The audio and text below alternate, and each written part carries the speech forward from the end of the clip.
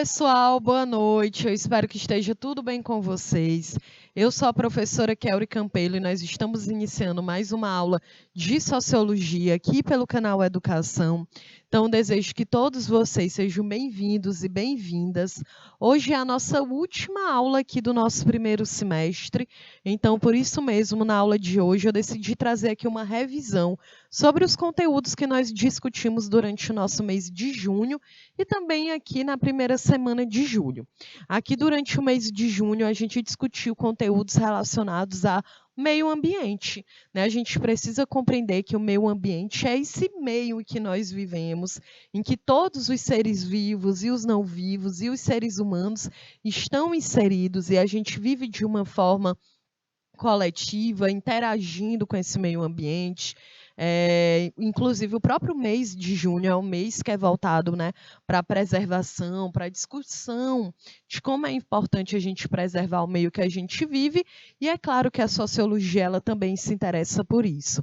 Nós já sabemos que a sociologia ela é uma ciência, que ela se interessa pelo ser humano, e onde ele está inserido, de que forma que nós interagimos. Então, o meio ambiente também acaba se tornando um conteúdo de relevância para a sociologia. Então, na nossa aula de hoje, dia 8/7, a gente vai relembrar, falar um pouco mais sobre desenvolvimento sustentável, sobre crise alimentar, sobre globalização, sobre agronegócio, agroecologia. Então, bora lá. Olha só, o primeiro ponto que a gente precisa analisar aqui é o que é o desenvolvimento sustentável, né? Lembra que durante muito tempo existe um pouco esse senso comum que questões que envolvem o meio ambiente, quando a gente fala em sustentabilidade, a gente acaba entendendo que só se trata sobre o meio ambiente, né? Não posso jogar lixo na rua, não posso poluir, não posso desmatar, mas não. A sustentabilidade, ela relaciona três questões: questões econômicas, questões sociais e questões ambientais. Então, primeiro, o ambiental, que é justamente a conservação da biodiversidade, é o uso inteligente dos nossos recursos naturais, da nossa terra, como que se produz alimento, prevenção da poluição. Já no lado econômico, a gente fala em redução de custos, né? Quando a gente vai para uma produção de alimentos, por exemplo. No econômico, é muito importante que tenha estudo, que a ciência seja valorizada, né? Que tenha pesquisa, desenvolvimento de técnicas agrícolas, porque isso também gera uma mudança nos nossos gastos. E o social, que é saúde, educação, a qualidade de vida. Então, lembrem-se, né, quando a gente fala em sustentabilidade, são as questões sociais, econômicas e ambientais que estão interligadas. Gente, e aí o desenvolvimento sustentável, ele nada mais é do que um tipo de desenvolvimento que atenda todas as necessidades da sociedade atual, tanto nos termos técnicos como nos termos produtivos, em saber usar os recursos naturais. Então, embora exista outras formas de se definir o que seja o desenvolvimento sustentável, essa aí, o social, o econômico ambiental é a melhor, né, a principal delas, que foi apresentada no documento chamado Relatório Nosso Futuro Comum, de 1987. Então, já tem aí quantos anos? Acho que mais de uns 35, né? 35, uns 35 anos em que a gente já vem falando, não que nunca tenha falado antes disso, mas toda essa ideia de desenvolvimento sustentável, a gente tem falado muito mais, já tem aí há mais de 30 anos que a gente fala como é importante, como a gente precisa ter consciência do lugar do como que a gente vive, como que a gente se relaciona com o meio ambiente. Então, olha, sustentabilidade, concentração de terras e a produção da fome. A questão da distribuição de terras no Brasil, gente, ela permanece sem solução e é claro que ela é a mais complexa, né? E muito sempre quando a gente pensa na ideia da fome, da concentração de terras, na sustentabilidade, a gente precisa entender que o Brasil ele enfrenta um problema em relação à distribuição de terra, à reforma agrária.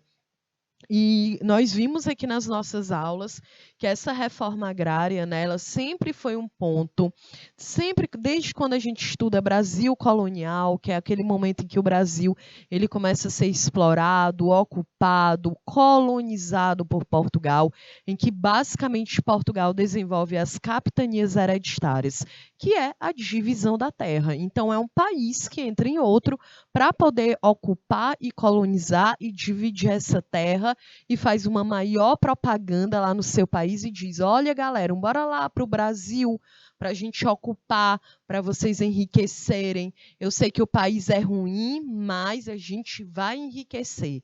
Então, nós tivemos o nosso país distribuído nas mãos de uma pequena nobreza portuguesa e os indígenas, né, expulsos da sua terra. E é claro que com isso se gerou inúmeras consequências, porque nós sabemos que quando os portugueses chegam ao território brasileiro, nós tínhamos uma média de 6 milhões de indígenas vivendo por todo o território e que isso é completamente, né, são devastados, são expulsos das suas terras, são proibidos de praticar seus rituais religiosos, de falar a sua língua, de andar com seu corpo pintado, né, uma referência cultural, tudo isso é impactado, gente. Então, quando a gente fala dessa concentração de terra, não é algo que vem de agora, é algo que vem ainda, ó, lá do Brasil colônia do Brasil. Então, por isso que é um problema até hoje, né? Lembrando também que quando passa a Segunda Guerra Mundial, que nós temos aí a morte, né, de mais de 60 milhões de pessoas, a criação da ONU, a ONU fala, olha, galera, a ONU faz uma análise e aponta, olha, não tem como. A gente precisa fazer uma reforma agrária na América Latina, isso não aconteceu. Então, é claro que essa distribuição, essa concentração de terras, ela continua sendo um grande problema, certo? E vem justamente ao lado da Lei das Seis Marias, em que é as capitanias hereditárias, em que a pessoa ela simplesmente recebe a terra, precisa tornar aquela terra produtiva. Né? Então, aí é que começa, em que nós temos os indígenas expulsos da terra e uma pequena nobreza que se torna os grandes proprietários de terras aqui no Brasil. E com isso nós temos o quê? O latifúndio, que é uma grande propriedade rural que geralmente ela não é cultivada, ela não é explorada e ela tem um reduzido reaproveitamento econômico. Né? Então, o que é o latifúndio? É uma terra parada, gente. Nós temos grandes proprietários de terra no Brasil. Então, o cara ele não quer vender a terra, ele não quer produzir na terra, ele quer que a terra fique parada para gerar a especulação imobiliária, né? Então, essas terras que não são aproveitadas, normalmente elas são utilizadas para o cultivo de uma única espécie, que é a monocultura. E a gente já sabe que monocultura no Brasil, quando você tem o que é a monocultura? É quando tu planta um único tipo de produto. E a monocultura ela marcou a história do Brasil desde o período colonial. Né? Então, Portugal chega no Brasil, a galera vai tirar o pau-brasil. Beleza, já existia, retira o pau-brasil durante 30 anos, chega um momento que não tem mais pau-brasil, beleza, bora explorar outra coisa, começa a explorar a cana-de-açúcar. 200 anos explorando cana-de-açúcar, chega um momento que não dá mais para sustentar, porque a Holanda já tinha um açúcar muito mais barato, aí penso que beleza, bora explorar outra coisa.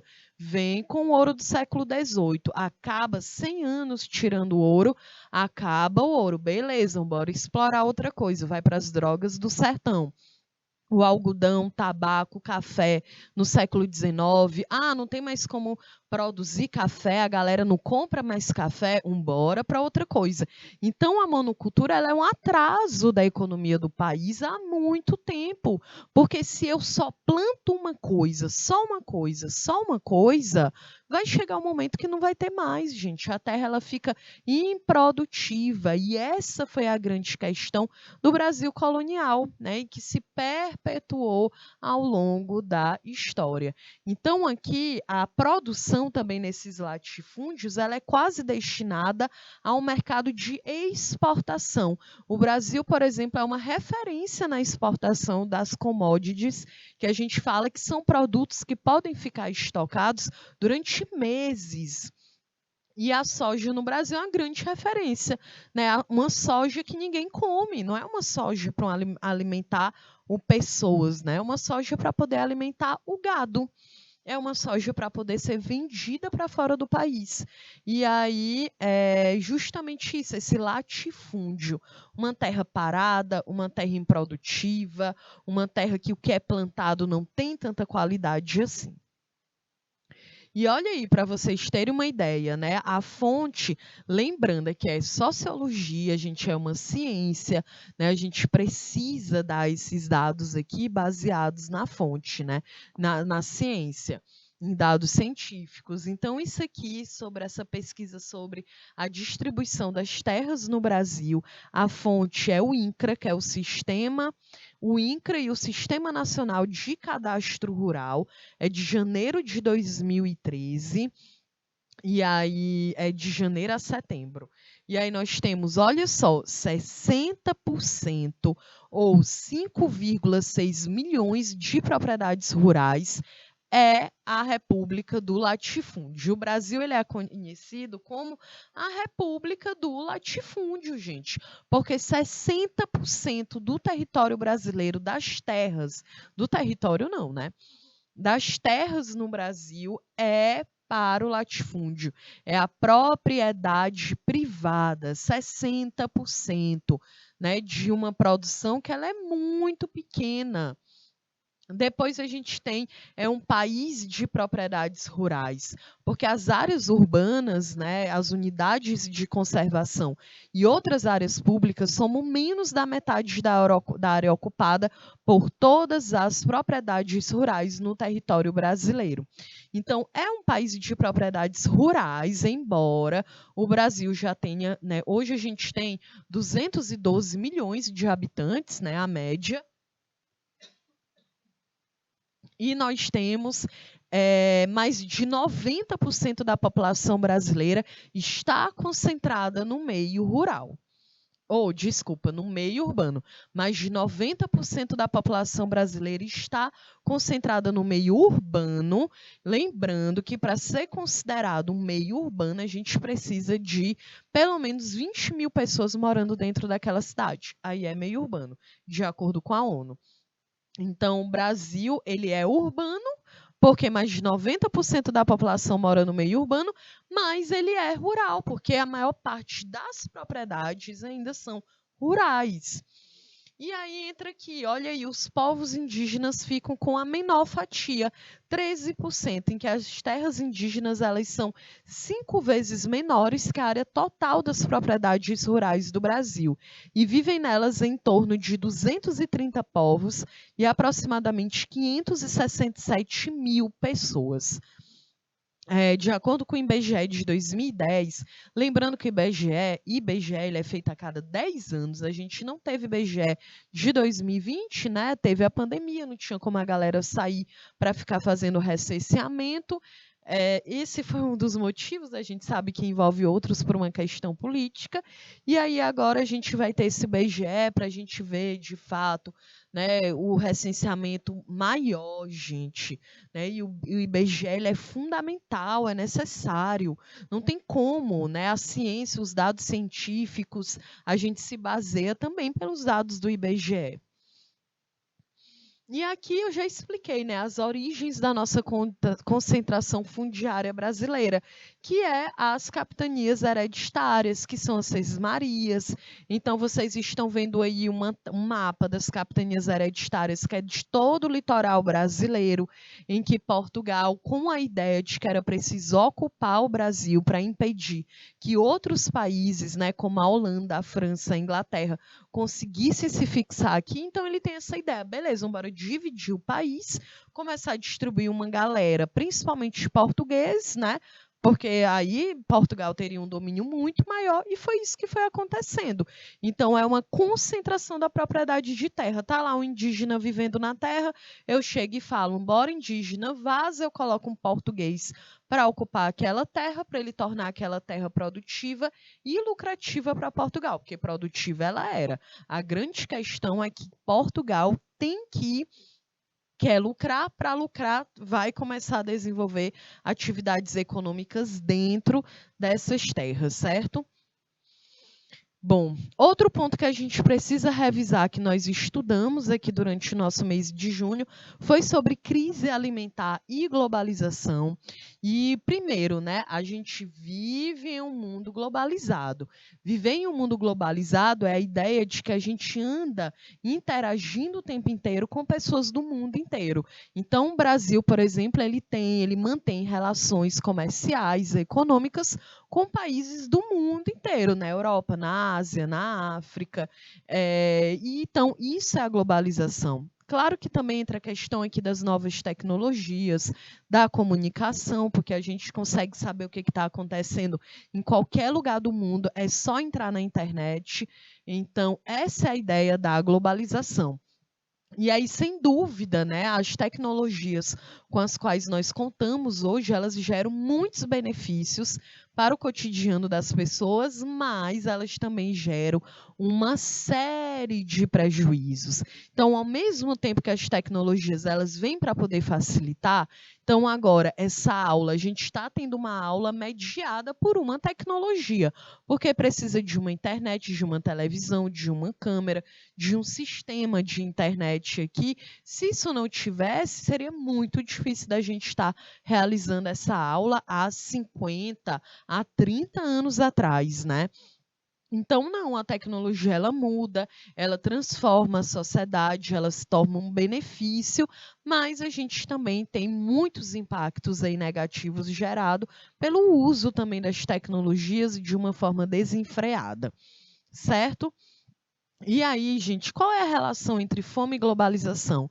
É que uma das principais consequências desse processo são as desigualdades entre os países, porque existe uma grande diferença econômica, né, e desigualdades entre os países que são considerados desenvolvidos e os que ainda estão em desenvolvimento, né? Então, olha só, eu coloquei aqui o dado, a gente tem uma grande diferença econômica, tecnológica e social entre os planetas do mundo, né, em que ao longo do tempo o processo de globalização ele tem contribuído de uma maneira direta para o aumento da pobreza, gente.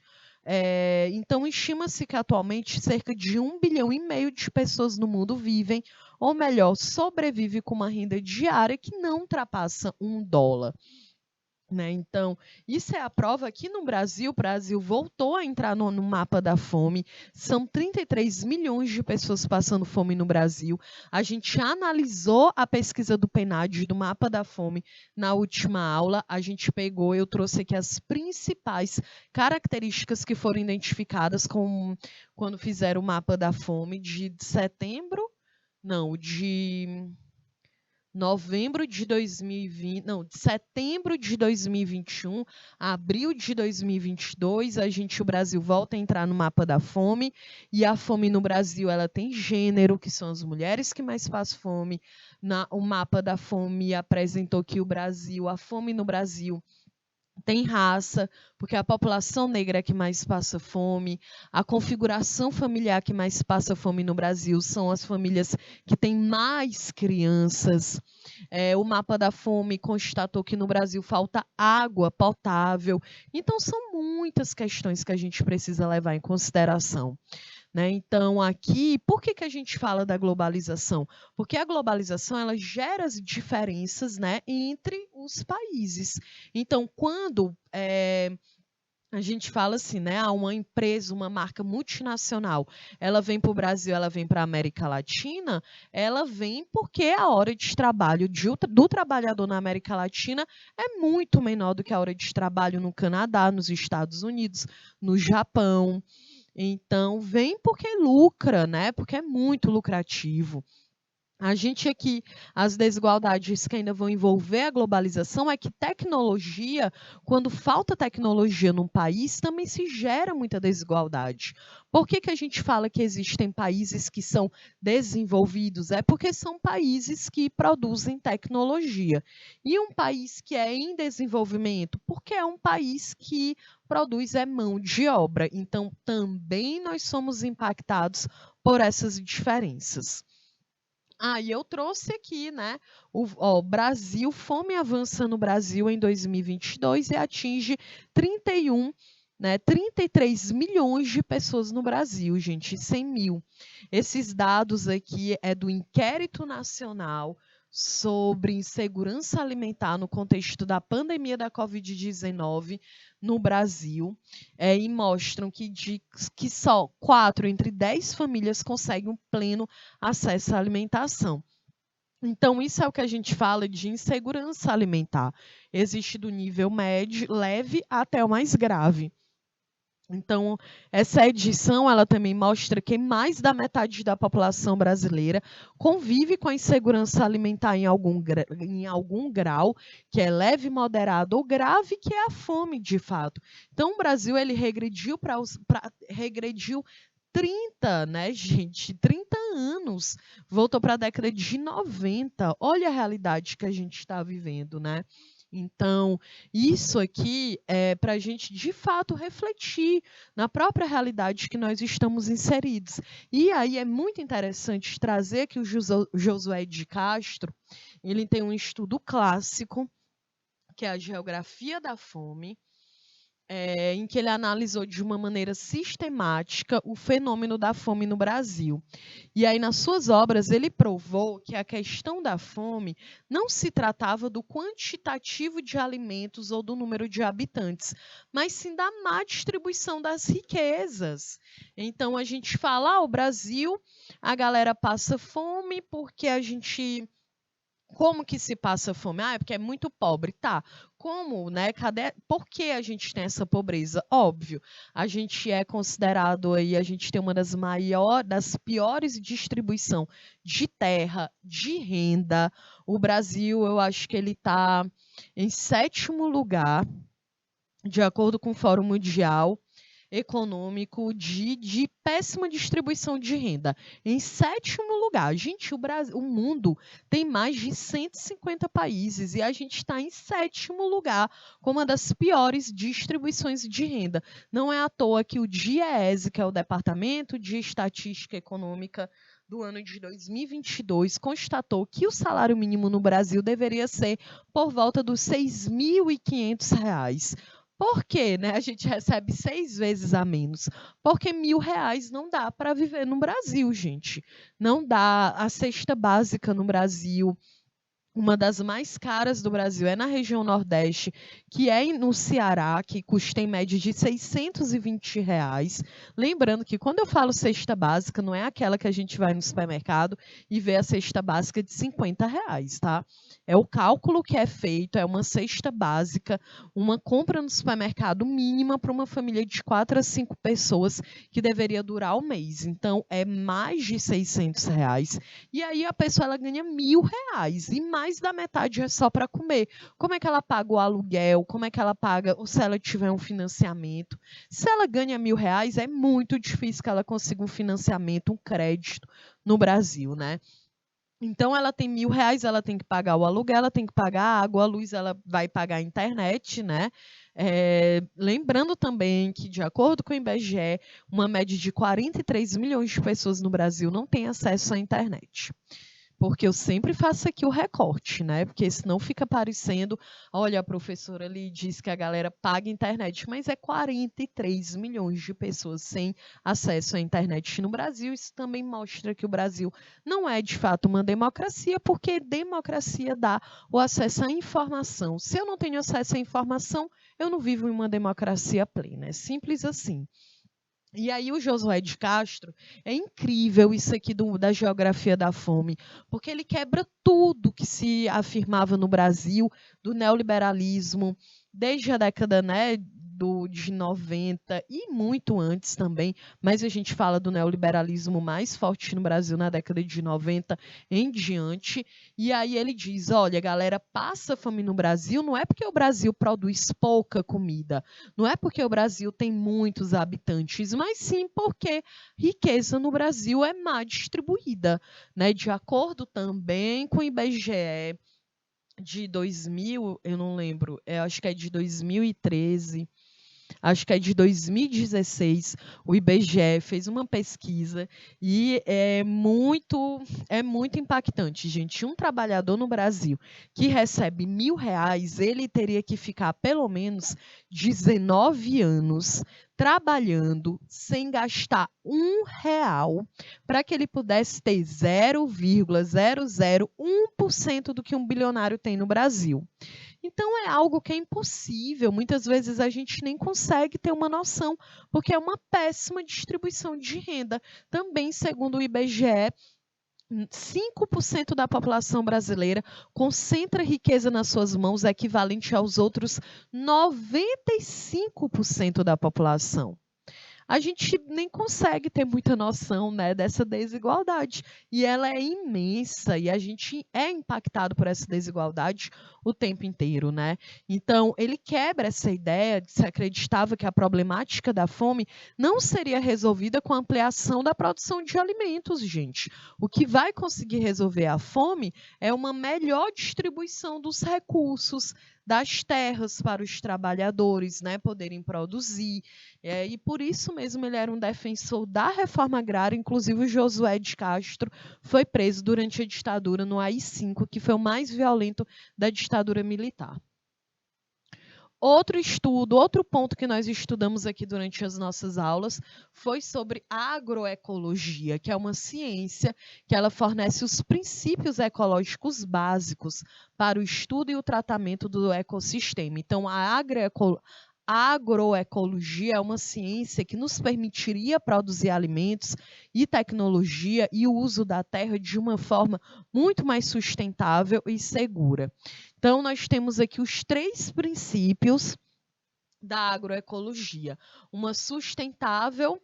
Ela é sustentável ambientalmente, em que ela visa a utilização de técnicas que não agridam o meio ambiente, se inspirando na forma com que a natureza utiliza seus próprios recursos. Ela também é viável economicamente, porque ela utiliza recursos locais de uma forma coerente e não concentrando a renda em nenhuma etapa.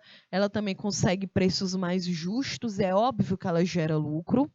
E também ela é justa socialmente, porque ela procura a autonomia de todos, descentralizando a produção de alimentos e estabelecendo comunidades com segurança alimentar. E aí, lembra que na aula passada eu falei que eu ia dizer aqui, né, as maiores mentiras do agronegócio, né? A gente aprendeu que o agronegócio, ele envolve as técnicas, a tecnologia, da forma de se produzir alimento no Brasil. E é muito baseada essa ideia, né, do agronegócio e ser o pop, dele salvar o Brasil só come por causa do agronegócio. E nós aprendemos aqui que não, que isso é mentira, porque 70% do alimento que chega aí na tua mesa, que chega na mesa do brasileiro e brasileira, vem da agricultura familiar. É 70% do que tu come é agricultura familiar, gente. Não, falei errado, não é 70% do que tu come, é 70% do que é produzido no Brasil inteiro vem da agricultura familiar e não do agronegócio, como se imagina. Então o agronegócio é vantajoso para a galera que trabalha lá com agronegócio, né, com as transações, de políticas, a verdade é essa. E aí eu trouxe aqui, né, a fonte, as maiores mentiras do agronegócio. Então a primeira delas é: sem agrotóxicos não tem comida para todo mundo. E aí é uma mentira, porque a agricultura que usa veneno, né, ela não produz comida, ela produz são as commodities, né? Na prática, gente, agrotóxicos significam mais plantações de commodity. Lembra que a commodity são aquelas mercadorias que dura meses, dura até anos se deixar.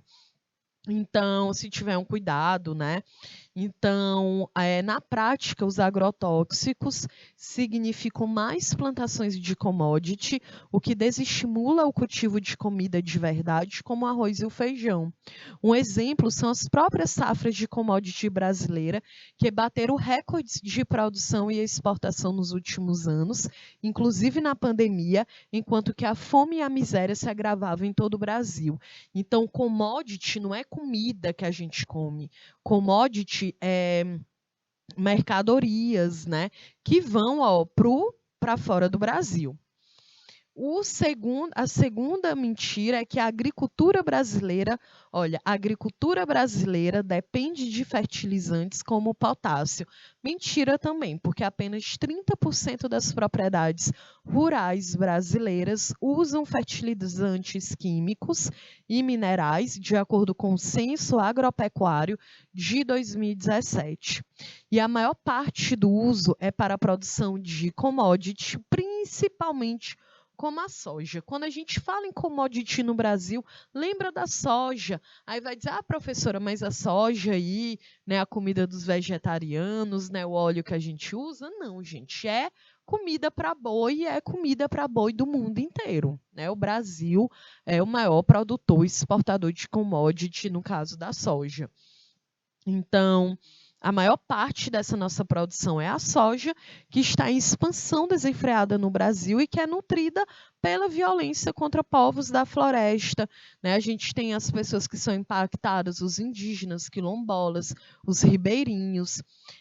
Também ocorre o desmatamento e o uso dos insumos danosos, como os agrotóxicos e os fertilizantes, colocando em risco a população e a biodiversidade em todo o Brasil, porque lembra, né? Sem agrotóxico não tem comida no Brasil. É mentira, porque o agrotóxico aqui ela não produz comida, ela produz essa commodity, né?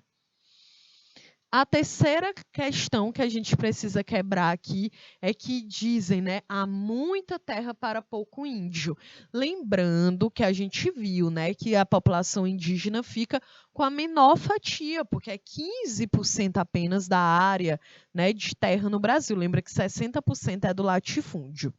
Então, isso aqui também é uma mentira, porque, segundo o último censo, a agropecuária ela ocupa a principal parte do território brasileiro, que é 41%. Em sua origem, gente, o Brasil inteiro é terra indígena, né? É justamente aí, a base, é o hino da comunidade indígena no Brasil.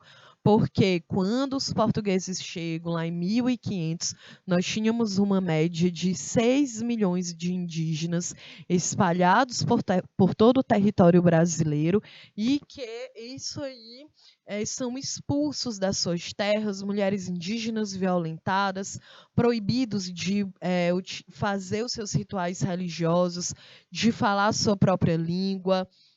O próprio estado do Piauí, quando é colonizado na metade do século XVII, a gente tem aí uma devastação da população indígena no Brasil. Não é à toa que, de acordo com o IBGE de 2010, não tinha nem 900 mil índios indígenas, né? O termo é esse, indígenas, vivendo dentro do território brasileiro. Então, foi uma diminuição drástica, né? Por isso que a gente fala que foram devastados, porque a gente tem um número muito reduzido, mas mesmo assim, né?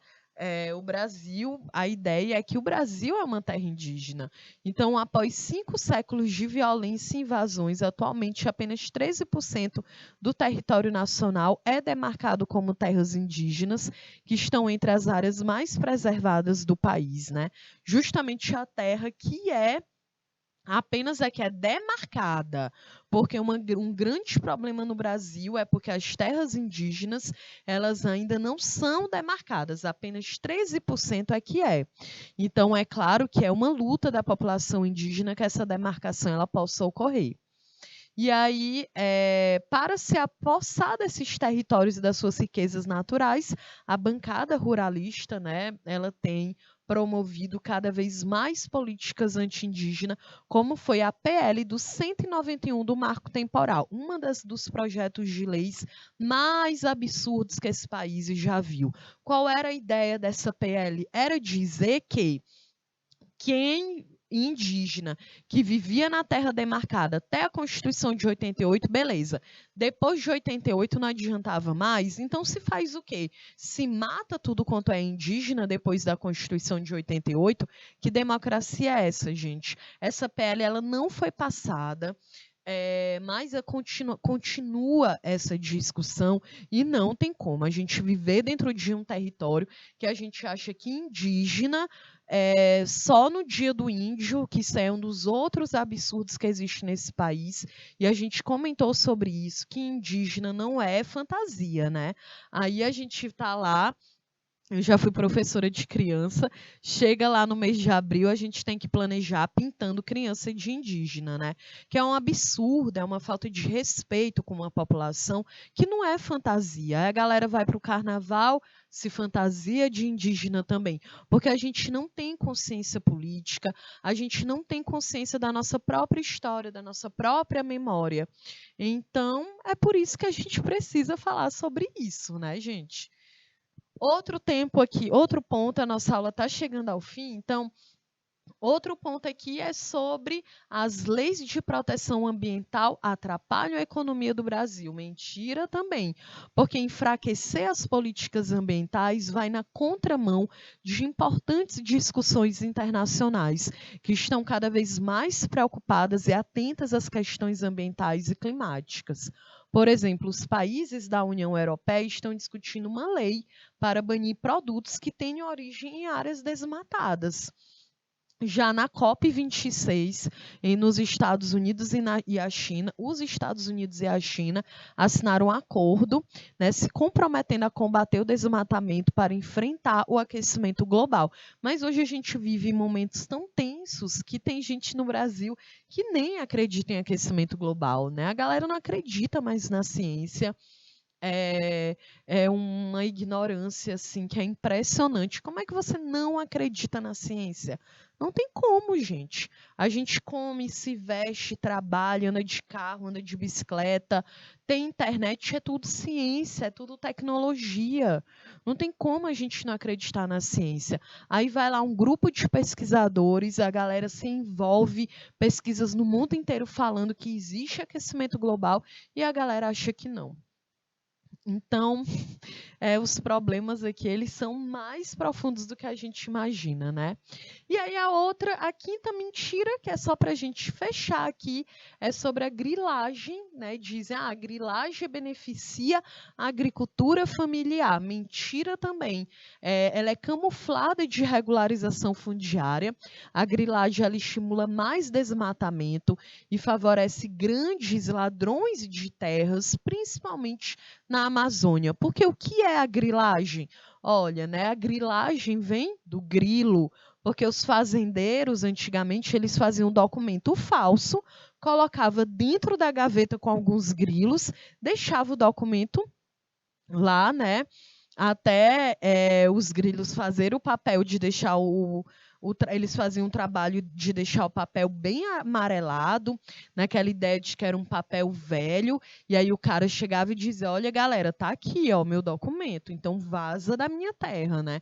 Por isso que a gente diz que a grilagem, a galera é ladrão de terra, né? E aí a desculpa que dizem, né, que é para beneficiar, que é aprovar a lei da grilagem no Brasil, que é para beneficiar a agricultura familiar.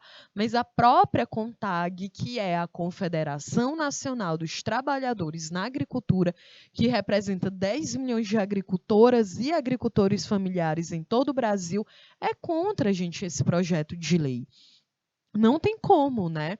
Então, isso aqui também é o que gera um dos maiores problemas de conflito de terra no Brasil.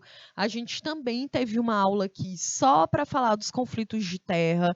A gente falou do caso do Bruno Pereira, agora eu não vou lembrar, do Bruno Ferreira, Pereira, do Dom Philips, né? Os dois, o jornalista, o indigenista, que foram assassinados no Brasil. O Brasil é considerado um dos piores lugares para quem defende o meio ambiente, porque as pessoas são assassinadas. Nós temos aqui o Chico Mendes, né? Um defensor das seringueiras no Pará, que foi assassinado. A gente teve a Dorothy Steng, que foi assassinada. Agora, nesse ano, o Dom Philips e o Bruno Pereira foram assassinados. Então, para vocês terem uma noção, por ano morrem, em média, 500 pessoas no Brasil, gente, por conflito de terra.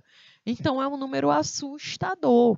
Então, isso aí a gente mostra como que o nosso território, o nosso país é violento, né? Não se pode defender causas ambientais aqui porque tu é assassinado, simples assim. Então, agora estamos aqui encerrando a nossa aula, lembrando que eu sempre deixo uma atividade valendo frequência para tu poder pegar a tua atividade e levar para a tua professora presencial ou professor para que possa valer a tua frequência. Deixei aqui 2 ou 3 questões. A primeira aqui, olha aí, né, a vista da zona norte de São Paulo com o céu encoberto. Isso aqui aconteceu, acho que foi em 19 de agosto de 2019, né? Eu lembro como se fosse hoje, nas imagens nas redes sociais, e que era 4 horas da tarde, e a cidade inteira estava dessa forma justamente por causa das queimadas e do desmatamento na região amazônica, que é lá no norte, e a fumaça viajou até o Sudeste. Isso é para a gente identificar como, de fato, né, o desmatamento ele gera um problema ambiental e também um problema social. Então, tá aí, eu deixei aqui 3 questões para que vocês consigam responder. Então, chegamos aqui ao final. Quero desejar a vocês ótimas férias. Eu espero que vocês tenham gostado do trabalho que a gente desenvolveu nesse primeiro semestre. Lembrando que a sociologia é uma ciência que nasce ali no século XIX, se interessando por questões políticas, econômicas, sociais, se interessando por questões que fazem parte do nosso cotidiano, a sexualidade, a violência, a economia, a política. Então, tudo que está inserido dentro de um coletivo, de um meio social, a sociologia se interessa, ela é fundamental para que a gente possa compreender a realidade em que nós vivemos. Ok, então eu sou a professora Kelly Campelo, foi um prazer estar aqui com vocês durante esse primeiro semestre, e aí em agosto a gente se encontra novamente.